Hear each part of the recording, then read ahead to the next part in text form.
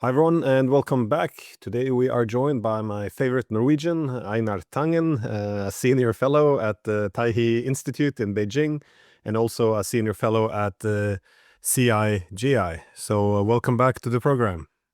Always a pleasure, Glenn. I am amazed, as I was saying earlier, at your productivity and the breadth and width of your inquiries. I mean, I don't take myself seriously. I take issues seriously, and I really appreciate the fact that you do the same.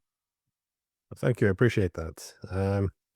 Well, the reason I really wanted to speak with you today is this massive changes as we see now. I would say a post-Western world being constructed, yeah, as we speak, because as the US and its European allies continue to struggle with economic problems, unsustainable debt, the weaponization of economic dependence, it's becoming obvious that the whole economic system organized around one center of power, that is the liberal hegemon, as it's referred to, has come to an end already. And what will replace it? Well, we're now seeing the leaders of the non-Western world meeting in China. Ideally, you would also have more representative of the Western world. But they're now meeting in China to build this new post-Western international economic architecture. And indeed, most of the focus seemed to be on three of the fourth largest economies in the world in terms of purchasing power parity, which is China, India, and Russia, which have all come now seemingly more together than they have ever been. So, so the world is now trying to make sense of this and also assess the significance of what is actually happening. So this is why I really wanted your take. So I guess, to start off with a very wide question, what are you reading into the significance of this massive meeting we now saw in China? Well, it's been a long time coming. All the comments you made, I agree with. There is a deterioration, but kind of like vinyl and cassette tapes, they kind of appear like they're going away, and then they kind of come back. These are trends, but what we're witnessing now is really all due to Donald Trump. Many people here in China, and I've talked to people in Russia and other places, and they said the greatest gift to China and Asia has been Donald Trump. They could never anticipate anybody who, actually drive a new world order simply by his, kind of unilateral, no end game practices. I mean, if you had asked anybody 2 years ago if this was possible, everyone would have said, no, Donald Trump will never be reelected. A, B, this idea that he would alienate neighbors, allies, neutral parties, and then invigorate his opposition. People were thinking about it. So they said, "Oh no, he'll run on a domestic agenda. He'll, anti-immigration. We can see that, but he'll leave the financials aside alone for the most part because he's a market guy. He's a businessman. He's supposed to pay attention to that, and what if he did any of the things that we've seen him done. If he 2 years ago said, no, that's crazy talk. You just don't like Donald Trump. But the fact is, he has done it, and the repercussions are that countries are fleeing for an alternative. I mean, yes, you send out 180 letters saying that you're going to put tariffs on countries. Why are you surprised that you're isolated? How is it possible that you can unilaterally reshape the world in the midst of the world going multipolar? I mean, it's kind of like that old story of the emperor who's almighty and he thought he could stop the tide. So he sat there demanding that the tide be stopped. And of course, he drowned. And this is, apocryphal in terms of where Donald Trump is going. So right now, that the negative side is he's pushing something which has been happening for a long time. It wasn't just under him. Biden was also, kind of a softer side of we will impose um, Western hegemonic values on the rest of the world. But it isn't working. The economics aren't there. I mean, all countries, as you pointed out, the West have they're collapsing under tremendous amounts of debt. They're not competitive in terms of their manufacturing. And instead of doubling down on what they're good at, which is, educational institutions, the ability to innovate, they're seemingly turning their back on that and, pursuing this kind of false hope that low margin manufacturing and industrialization will somehow save the day. If that were to happen, I think China and many other countries would be very happy because they would seize the high margin future, which is in the digital economy, and they would be the ones who would be winning. So, I mean, none of it makes sense, but it is happening, and it's not just it's not just something. Oh, yeah, this is a reaction purely to Trump. So many of the things that we're seeing now have been in the works, especially over the last 20 years. And it has a lot to do with China's leadership. And I'm not saying that to be pro-China. I'm just simply saying that their economic success has led to a situation where people look to them as a model for development. And then on top of that, they've been putting together this kind of rhetoric package that talks about a shared future. It talks about principles, talks about resurrecting a global order where security, development, respect for sovereignty are put at their forefront. That sounds a lot better than I'm going to tell you what to do and you better like it. And if you don't like it, I'll just take more.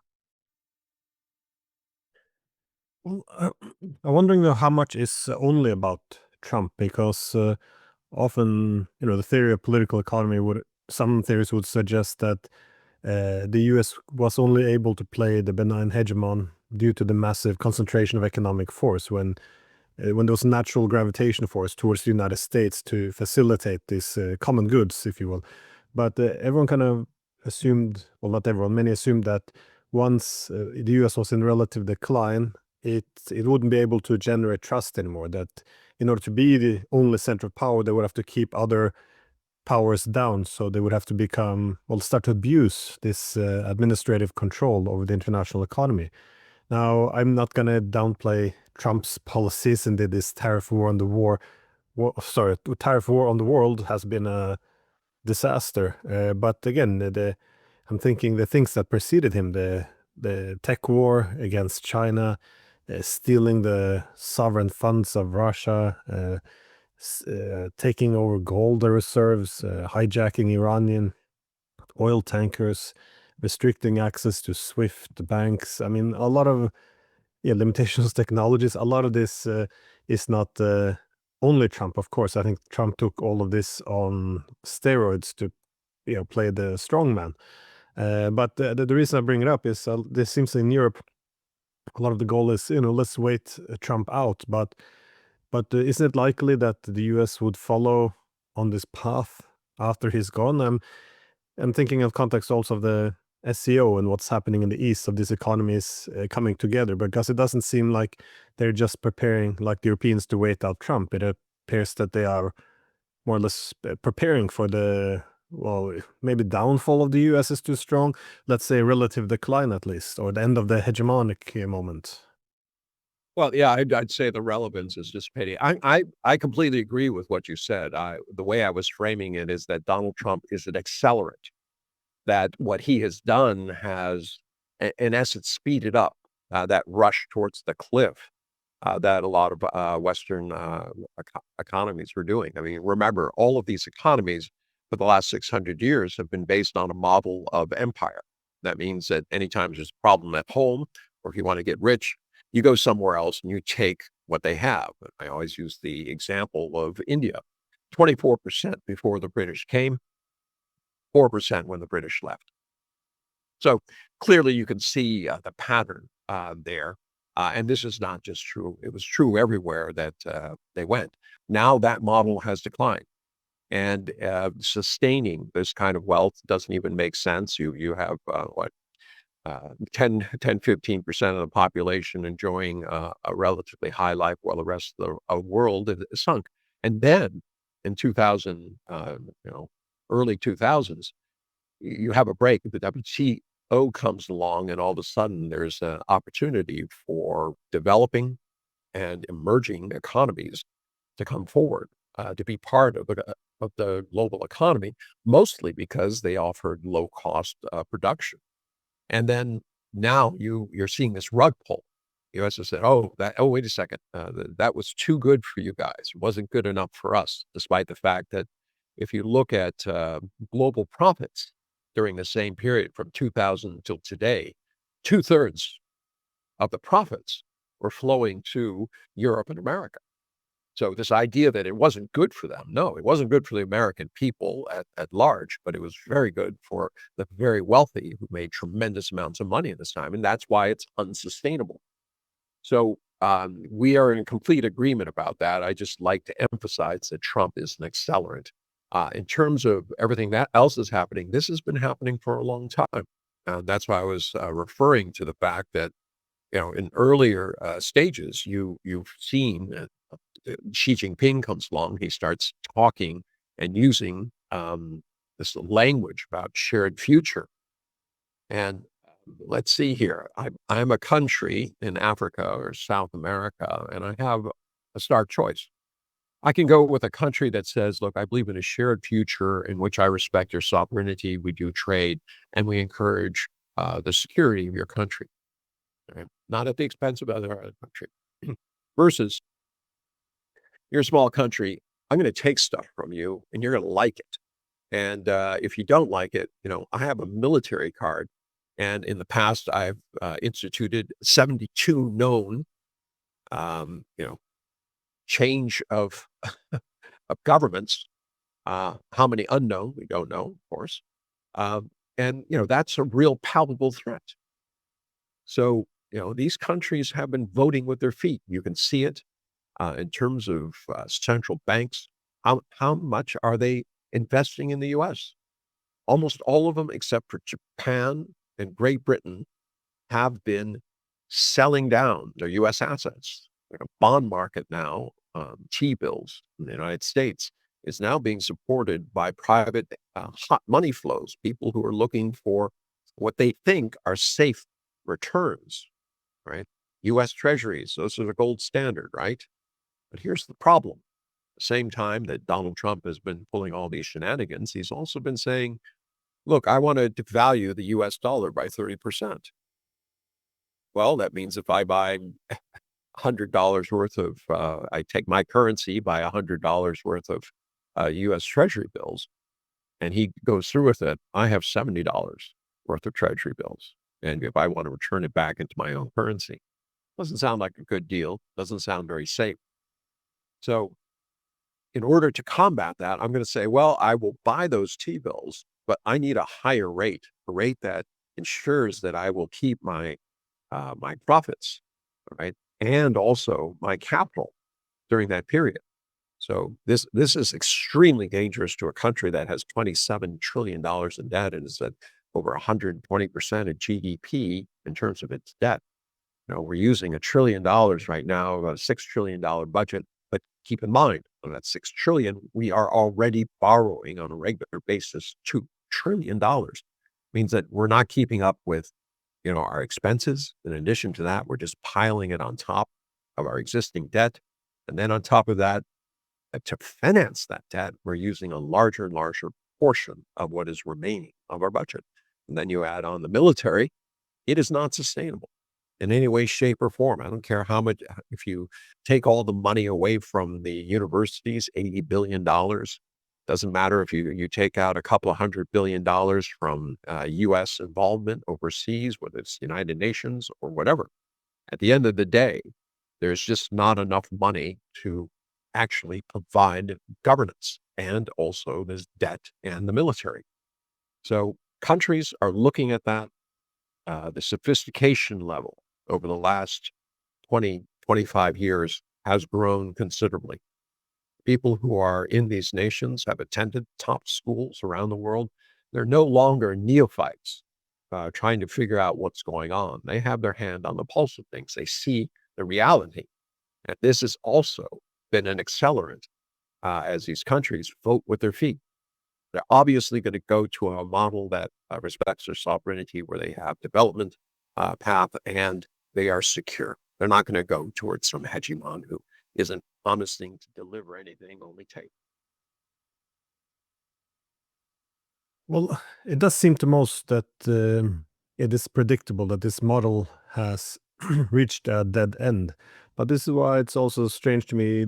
There's no doesn't seem to be much recognition of this within the West and the need for considering other alternatives. Because as you see now, the global majority meeting in China to try to rebuild an alternative economic architecture, the reactions from the West has been very hostile. The EU foreign policy chief, the Kaya Kallas, she said that this was a threat to the rules-based order. In the German media, one of the papers called this the summit of villains. So, because the liberal democratic West had decided not to attend, and so it's not legitimate unless we're there. The U.S., in the U.S., you had Trump tweeting out that they were conspiring against America, and later on he also said that without America, the world would die. So, but does this have to be bad news for the West, though? Because if we do recognize that the current economic order is running into a brick wall at a massive speed, and we don't have any plan B that doesn't entail more debt and weaponizing economic dependence to stay on top, uh, wouldn't it be a better idea to join in, I guess, and participate in you call it restructuring of the economic architecture? After all, if the West isn't participating in it, it looks like what's going to emerge is not going to be very favorable to the West, at least without significant participation.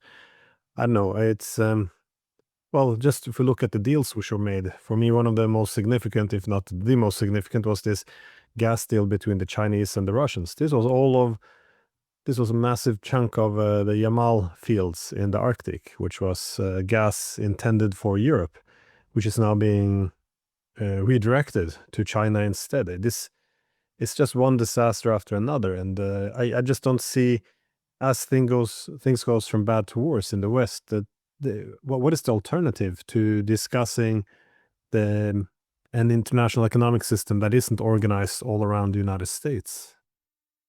Well, everything you talked about, I mean, the economic gravity is clearly against the West and their idea that they can hold it, everything static and that it'll go back somehow to the good old days. Um, the problem is internal. It's a psychology. If you believe that if the that the world depends on America, or that anybody who has a meeting that you're not part of are villains, obviously, that has to do with your global outlook, your assumptions. So nothing changes in America or Europe until there's a change in the elites who are running things. And right now, we don't see that. You see clear challenges coming from the right. Marie Le Pen, although she's out, her movement is still going forward. You have AfD in Germany. And across the board, yeah, you have these conservative movements who are taking up the space that's being vacated by elites who seem completely out of touch with the fact that their people they represent are hurting, have no future, and yet they continue to support a system that is, as you put it, running towards a wall or a cliff. So, yeah, no, I mean, I keep asking this question, "Well, so what's the solution?" I said, "There is no solution until somebody says, okay, I recognize what the reality is."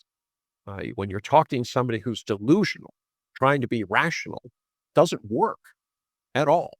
Now they would say this exact same opposite. This is, "Oh, Glenn and Einar, they're delusional. They believe in this kind of stuff that, it'll all work out. This is nonsense. The world needs adults in the room like Europe and America to run things because these savages really, they seem like they've, progressed, but the fact is they can't do it without us." All right. And I've heard that before. All right. And you'll hear it again until reality is at the door. There's, like I said, political changes, but those political changes will be costly. along with the right-wing parties, don't necessarily just bring happiness. They also bring a large part of divisiveness. They're against immigrants. They want to go back to conservative politics. Things that will, kind of curtail the freedoms that they say that they are currently denied. And this is an age-old story. So yeah, it looks grim until there is a real change in how people think about what the opportunities are. I mean, I was discussing this and like something my grandmother always told me came back to me. She says, look, creativity is seeing opportunities where others see obstacles. Right now in the West, they see only obstacles. Right now, the rest of the world sees opportunities. Well, this is, I often made that point as well with all this technological platforms developing out of China. You're having this Arctic corridor through Russia, land corridors. You have all these new things coming up with a lot of exciting opportunities. But it does appear that everything is seen through the prism of a threat, because all of this development, all those opportunities to form better relations, they all would result in, and at least entail, the recognition that the unipolar moment's done, that it's not the center of the world anymore. But at some point, it's not a choice. You do have to recognize the world as it is if you want to make the best decisions. But I think what's often disturbed, at least in Europe, was there was a lot of excitement when the US used its economic weapon against adversaries, even though this would also reduce trust in the US-centric economic system. But what is a bit new under Trump, though, is using it so aggressively against friendly countries as well. That is, well, against the Europeans themselves, which they're very upset about. But I wanted to focus on India, because this, I think, was very significant in terms of what's happening now. They went from 25% tariff and then 50% against India, unless they would do as they're told. That is, buy more American energy, weapons, cut off relations with the countries America doesn't want India to trade with, now primarily Russia, and essentially make themselves excessively dependent on the United States, which would translate, I guess, into less economic prosperity and more political dependence. Not ideal if you want to be a great power. But how do you make sense of this? Because everyone knew that and had warned that the Russians were being pushed into the hands of the Chinese, which is not, I don't see why this would be a bad thing. I think it would stabilize many regions in the world, like Central Asia. But now, of course, the alienating India, which truly, genuinely wanted to have a balance of dependence, that is, to work with the Americans and the Chinese. They don't want to pick a side. And now they were strong-armed into going to India and going to China and trying to make peace there. I'm just, how do you make sense of, I guess, these recent developments with India? Well, I've been on 30 Indian television shows this week, representing about 7 or 8 of their television stations. And I can tell you, it's not so much what I say, it has a lot more to do with the kind of questions that they have. And they're similarly grouped. They don't, they first off say, look, this is hypocritical. The US increased its buying of yellow cake and rare and strategic metals and fertilizers from Russia by 28% last year. China buys more oil than we do. Right? Europe is the main destination for the products, the oil products that we are refining and sending there. Turkey also buys oil. All right, so why are we being singled out? And this seemed to be a refrain. They cast themselves as a victim, and the problem is they don't know why. Jay Shankar has been, his son was with the Heritage Foundation, and that because of kerfuffle, he went back to India. He's an American citizen, but he's now running a think tank that is funded by Reliance, which is one of the big, powerful families there. He has always been very, very pro-United States, but not so happy with Russia. He was the ambassador here before. Anyway, He, for whatever reason, he saw India strategically linked to the United States, and that this would be the best way to play off what they saw as a regional neighbor that was growing very quickly, that was infringing on, quote, areas of historical influence that India had. And this is true, but rather than trying to engage with China, their mindset was we will play a game. We will try to extract value from both the United States and also China. So flash forward, you know, first term of Trump, it was howdy modi. It was huge, crowds at Madison Square Garden, adoring fans, photo ops, all of this type of stuff. So when the second time came around, there were many, many people who favored Trump. They said, well, he's our friend. He's going to take care of us. This special relationship is going to go forward. Instead, Trump turned. Now, people are pointing to the oil, and that certainly helps a lot of the very wealthy families, Dani, Ambani, etc. But the real issue was this opening up the dairy and farm agriculture. India still has 50% of its people in farming. You take away their livelihood, there will be a change in government. And it's not just at the next election. It will be fast. It will be furious. These people will not vote for a government that literally that takes away their ability to sell. I mean, they're already impoverished. These are not rich farming families. They had a lot of kids. They could end up keep dividing the land. There's stories about, farmer suicides in literally the hundreds every week. You have people taking on crushing debt that is passed on from generation to generation. This is a red line in Indian politics. So there is that. And then there are other things out there that Modi could not understand. One being that the U.S. interfered in the general election, where he was hoping to have a vast majority in the House, in the lower and upper houses, so that he could change India into something that was more centralized. Currently, it's a very strong provincial government, slightly weaker national government, but it makes it very difficult to have standardized policies in order to create change, as every province protects its own.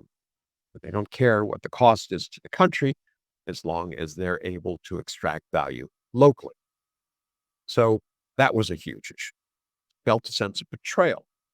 After that, he went and had a big toothy grin and hug with Putin. That did not sit well in Washington. All of a sudden, Bangladesh comes into play.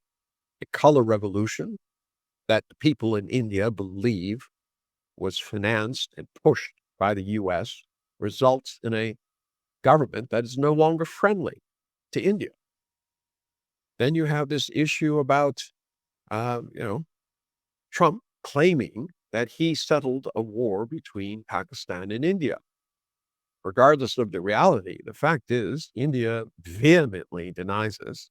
This is a direct attack on Modi in the sense that he has told people, India stands strong and proud. I'm your leader. No one intercedes between us. We are in charge. We won that war. Right. So Trump repeats that almost every couple of days, and his insistence on getting a Nobel Peace Prize. Look, I settled this war between India and Pakistan. Never, not to mention 6 other wars, which are unfortunately still going on, despite all the peace efforts he's done. And then, the 50% tariffs. They were stunned, literally stunned. They could not figure out why the U.S. is attacking them, insisting on things politically that cannot be done, embarrassing their leader, and then looking like they're trying to drive them to the poorhouse. So, Modi originally went over there, and I talked to people, obviously, 30 shows. A few of them were on this opinion that India's best course of action was to use the panda or the dragon against the eagle. in essence, trying to, say, oh, look, we'll get friendly with China unless you back off, Washington, telling Washington to back off. But, a funny thing happened on the way to Beijing. You saw the optics. Those were real. Xi, Modi, Putin laughing. I mean, small group, informal. Contrast that with, the European leaders who have been dragged into Trump's office, and they sat like a bunch of either people from the press or a classroom listening to the great professor. No real sense of respect or bonhomie other than, the occasional attempt at trying to, you know, praise his power, to flatter him in order to steal more time so they quote, as you put it, they can outlast Trump. So India doesn't understand it. On the way over there, things happened. And the reason I say that is 2 months before, the Indian representative walked out because the group would not sign on to as anti-terrorism things, which was aimed directly at Pakistan. This time around, India did sign. All right, they gloss over the fact that the paper actually said that everybody is against all terrorism. There's no good terrorism or bad terrorism. There's been a lot of questions about the hypocrisy on the Indian side because, on one hand, they insist that what happens to Indians is an act of terrorism, but in Balochistan, where many, many more people have been killed, including recently a bus being stopped and 20 some odd men being executed on the side of the road, that there wasn't a peep out of India claiming that this was terrorism. And in fact, one colonel tried to justify it by saying, look, what we do is good. What they do, has nothing to do with us. That's a bunch of freedom fighters. And, that has nothing to do with India. Trying to make this, what I call a spurious argument that there's good terrorism and bad terrorism. I don't agree. He obviously thinks otherwise. So the situation is very complicated, but you clearly see that India, if they went there with this idea that they were going to leverage Beijing to Washington as a kind of plank for Washington, that has probably disappeared. It also made a lot of sense. I mean, they had Indian side thinking, especially when they announced this huge gas deal. Literally, this is it's almost going to double what they currently have. They have a 12 billion whatever's in one pipeline. They have 44 in another. This is 50. All right. It represents right now, Russia's around 12% of China's use. Why is that important to know? Because pipe gas is less expensive than gas that has to be compressed, put on special ships, sent there, decompressed, and then put into systems. Obviously, there's an energy cost to all that as well, in addition to the dollars and the specialized equipment. So pipe gas is always better. Now, by literally doubling that, if it happens, and this will take years to bring to fruition, there's a number of issues that are still remaining, and that goes to the economics of it. They have not agreed on pricing or a pricing formula, and this is absolutely crucial. Obviously, Russia doesn't want to build a pipeline and then not be able to use it, and China wants to get a price that they think is going to represent a value against the market. So they still have to agree with that. It still has to be built. Chinese are obviously experts at large projects, as we've seen, so they can do it quickly, but it hasn't been built yet, and there are still details out there. But if it happens, all of a sudden, Russia is supplying 23% of China's natural gas. Huge amount, and it's in an area which is on their borders between their two countries, cannot be interfered with. It is not subject to the Malacca Straits or any of the Straits of Hormuz or any other geopolitical area where a third party can exert pressure. Very, very, very important. Now, Why did I say this affects India?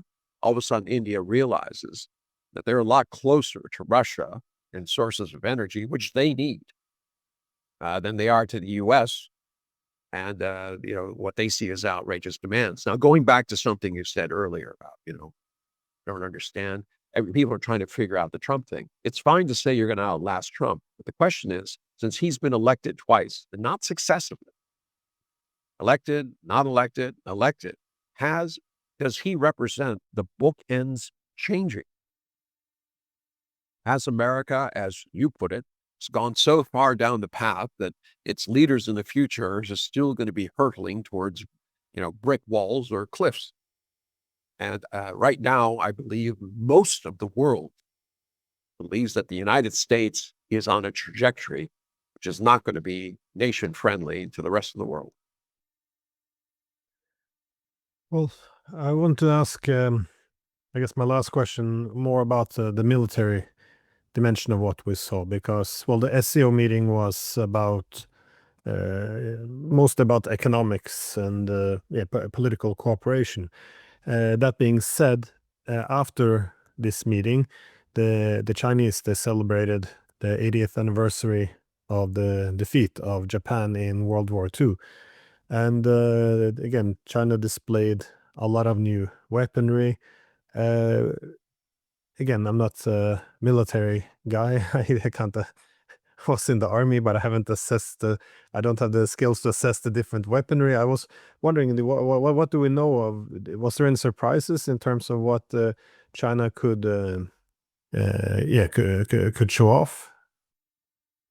All right, just I want to digress one short moment to the SCO. I want people to keep in mind that all the words they heard at the SCO are, in essence, the same vocabulary that's being used at the Belt and Road Initiative and also at BRICS.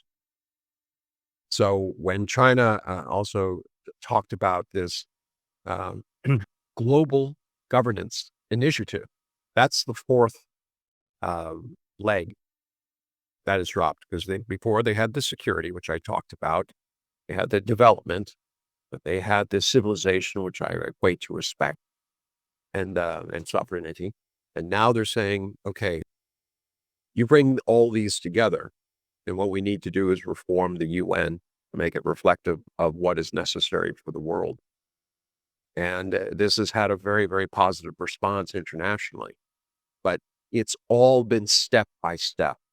And you can, I started tracing back when these, the terms were being converged, where they were using these exact same words and phrases at these different institutes. And it's been about basically since time one, since they started talking about these initiatives, they have put a framework of vocabulary together, which they use. So this is very, very much step by step. They're going in a clear direction. And that direction is that the UN as it stands today isn't working. Not that anybody would say that it is, uh, who's rational. Um, but, what do you do about it? That's the part where China is consistently winning, is they have a plan. It's not, they have a goal, plan, and they have the ability to actuate that plan. And that is very important. Now, I digress. We'll get back to the military. A lot of it is how you frame this. If you go on to Western media, this was a threat. This is a reason for Europe and America to spend more money catching up to China. And I'm sure the military industrial complex is just thrilled that they saw this parade, because there are so many toys that they don't have. And now they're going to be looking for funding. They say, oh, look, see, this is why you have to give me, $2 trillion so that, I can take care of this threat for you.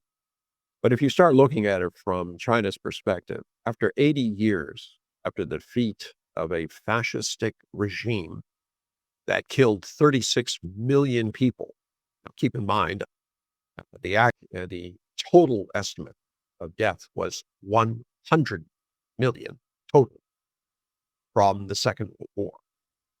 36 in China, 27 or just under 27 in Russia. That gives you an idea of who actually suffered. America, there's no such thing as comparing the suffering, saying, oh, well, a lot of people suffered. That's worse than one person suffering. It isn't. Suffering in this instance, every person whose life is snuffed out because of this, who had family, who had a life, who had energy, that is a crime. It's regrettable. It can never be put back right. But this idea that the West had put out that somehow it was the West that suffered and sacrificed, it's not true. You can see that clearly by the numbers. So 80 years hence, what do you see in the world? We see in Gaza the same fascistic language, the ability of monsters, as I call them, to turn people into animals. Because if you had gone to Israel 5 or 6 years ago and you had walked the streets of Tel Aviv, you would have seen, quote, normal, regular people, regardless of the fact of what you thought of their policies and politics. You would not look at them and say, 5 years from now, that man is going to be using babies for target practice. They're going to be throwing grenades. They're going to kill more journalists in 2 years than was killed in the preceding wars, including World War I, II, Vietnam, all the places in the world. No one could imagine that. So how does that happen? It happens because governments decide to dehumanize others, to get the general population to a point where they can say, oh, well, they're all bad. Killing them is the right thing to do. And how I killed them, the more brutal, the better. Maybe it'll teach them a lesson. Maybe they'll leave. But, that is what the anti-fascist war was about. Majority of people, over 84% of the people killed in China were not military. A lot of them were killed because, when the Japanese came, they looted everything. They took all the food. They took the medicines. And therefore, many people died because they could not get what they needed in terms of prolong their life, and they just couldn't eat. But many others, like in the rape of Nanjing, were forcibly killed brutally. Men tied up together and then used for bayonet practice. Women raped, children raped, killed. I mean, this was things. So you got to ask your questions. If you went to Japan, you wouldn't look at them today and say, oh, these are the kind of people who would do that. So somebody did that, and that's fascism. That is the real danger in the world today. So why am I talking about this in terms of the militant parade? China was referred to as the sick man of Asia because it was easily conquered. We had a few hundred troops who marched into Beijing and then, burned the Summer Palace. Right? They were able to force drugs onto China because their thirst for tea was such that they didn't want to pay for it in silver anymore. So they dehumanized everybody, took what they wanted, killed. This was standard practice. And this wasn't just Japanese. The Japanese learned it from who? From the Europeans, from Americans. Take what you want, industrialize, have the better weapons. Guy with the better weapons wins. So what China was showing to the world is that it is capable of defending itself, that it will not be taken over by a bunch of drug runners who are intent on delivering poison to their people, nor will it be subjugated by some sort of imperial doctrine, whether it's from Japan or America, that will make their people subservient, make them less than human. So very, very different messages depending on which side you're on. Clearly, being here, I covered the parade in Guangdong, so I had the opportunity to talk to people down there.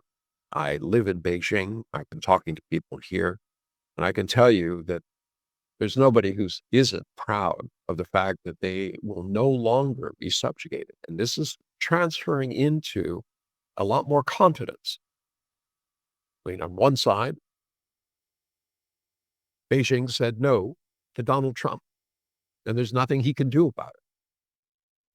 He needs those rare earths. He sends out threats on, every other couple of days saying, I'm going to put a 200% tariff on China unless they give me the magnets. I mean, I don't know does he think he's in a shop somewhere where he can threaten somebody, some sort of mafiosa type of thing? But the fact is he doesn't have the rare earths, and it would take 10 to 15 years in order to create the processing facilities at the purity levels that would be necessary for commercial consumption. So he's over a barrel with them. So that was something of first, where China stood up and said, no, we're not going to be pushed around. Then you have this military parade, where it's clear that militarily China won't be pushed around. So right now, many Chinese people feel that they're more secure than they have. Is the economy here perfect? No, not by far. The global, these tariffs are affecting the whole global environment. GDP, as it goes down, Chinese businesses suffer, as do businesses around the world, and including the United States. I mean, Governor of Nebraska called Trump personally, and he said, you're about to witness the largest number of bankruptcies in our history because you took away our markets. Right? I thought you were going to help us. And Trump gave him some, oh, well, I'll give you some of that tariff money.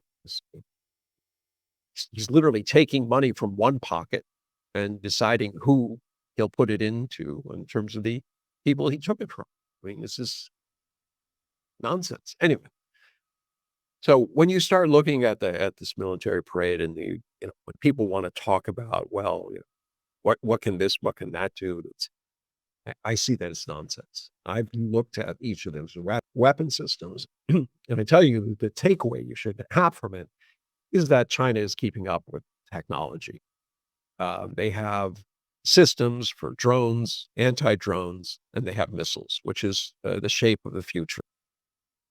We have seen in a number of conflicts from Azerbaijan to Ukraine, what's been happening in Israel, what's been happening in other parts, that warfare has changed dramatically. It's no longer about tanks. It's no longer about aircraft carriers and things like that. Unmanned aerial vehicles are cheaper, much easier to maintain, and they can be used almost anywhere. They don't need long takeoffs or things like this. And missiles. Missiles can reach, especially with hypersonic capabilities, can reach targets, and they cannot be defended against current.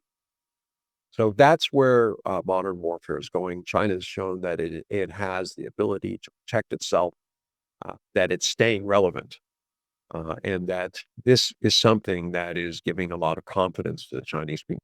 Now, there's always a danger that they follow the U.S. and try to say, since we're more powerful, we will use our power to gain and extract things from others. That's why I think the SCO, BRI, and BRICS are very important, because they signal the exact opposite. That China, despite having its economic and military power, is saying we need a world that's inclusive, that is sustainable, that benefits all. Yeah, well, I know you referred to the drugs from the opium wars, which then led to the century of humiliation, which is very important still in the historical memory of China. Again, but it's also, I guess, for many, it's almost a reasonable assumption that something like this could be tried to be played out again, because as we now see, reaching a situation where the United States is no longer capable of competing against China, some of the same thoughts appears to be reoccurring. That is, the efforts to break China economically. When this isn't working, it's becoming more and more common to speak about the warfare with China. as the natural escalation if economic warfare doesn't succeed. So anyways, all the talk appears to be, when they look at the rise of China, is how can we prevent it or break it. We hear very, very little about how to learn to live next to China as an equal. So given this rhetoric, um, yeah, the modernization of the Chinese army then appears to be rooted a bit in common sense as well. Well, Len, the thing that really bothers me is that it's not about settling. In America, we have assets, and Europe as well, in terms of our education. You know, the new productive forces out there rely on human resources. And that means universities, smart people, gathering them together, new ideas. I mean, the digital revolution is changing productivity, right? You don't need as many people, and people see that as a threat, but they shouldn't. If there is the kind of productivity that's out there, people can work less and then still enjoy very, very happy lives.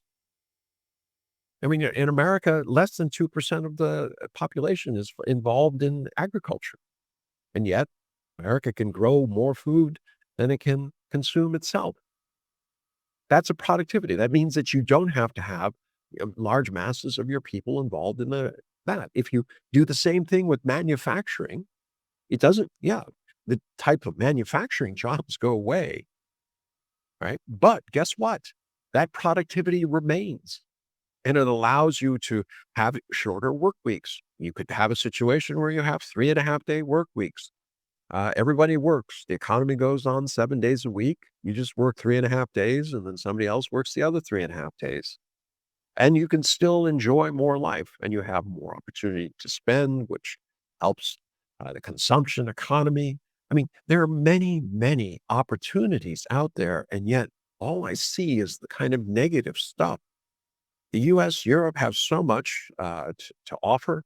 It's not a question of settling. It's a question of recognizing the realities, the opportunities. Remember, I talked about what is creativity? It's seeing opportunities where others see obstacles. And this is what really bothers me. If I see a set world in which I see no future, it will lead to conflict. But if I can change it around and creatively look and say, hey, I mean, there are incredible opportunities out there. I just need to be ready to take them on. Wow, what a difference that would make. And I think that mindset, and it's being pushed by a lot of people, and say, no, this is a zero-sum game. We win or they win.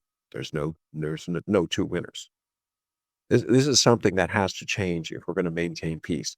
And I completely agree with you. You know, China has been long concerned that the US would turn to the military option as they have in the past, as they did against China. And that's why you saw this parade, why they were willing to. Most countries like to keep their military secrets under wraps. Why? Because they don't want to show their true capabilities in case there is conflict. In this case, China showed pretty much as it had. And it's a signal to everybody, don't come looking at, don't think of us as a soft target. Well, thank you so much for your insights on this. It's I don't have insights. I talked too much, but yeah. Well, it is incredible the extent of changes which is happening. I was thinking mostly, yeah, the economic sphere, but yeah, the world is spinning ever faster, it seems. And in terms of the the tendency only to see threats rather than opportunities, I am convinced that it's all that the core of the problem is that we locked ourselves into this notion that the hegemonic peace, that as long as there's one dominant state, there won't be great power rivalry. There will be one, the one with the good values will be able to set the rules for the system. You know, that this is the ideology of the liberal hegemon, which we haven't really divorced ourselves from. But again, from my perspective, even if one buys into the ideology of the liberal hegemon or not, or that argument, one still has to recognize reality as it is. And reality is the world is multipolar. It has a multipolar distribution of power. So it is necessary to make peace with that reality if you want peace in the world. So, conflict or cooperation, it's a choice. Yeah, that's it.